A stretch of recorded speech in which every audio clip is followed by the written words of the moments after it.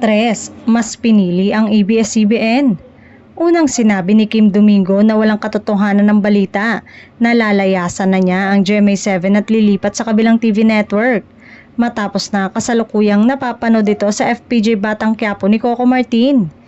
Tila hindi na nga daw kasi matutuloy ang bagong seryeng gagawin ng kapuso sexy actress sa GMA this year dahil mas mahaba ang magiging papel ni Madonna sa nasabing serye. May mga balita din na tuluyan na nitong lalayasan ng Kapuso Network at tuloy-tuloy na bilang isang kapamilya.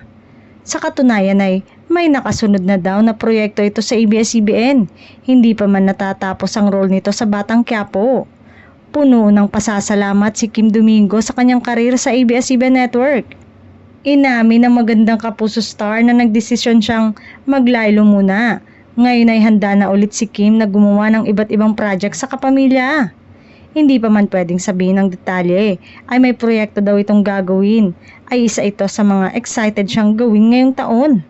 Umaasa rin daw siyang makagawa pa siya ng ibang proyekto na maipapakita niya ang talento sa pag-arte.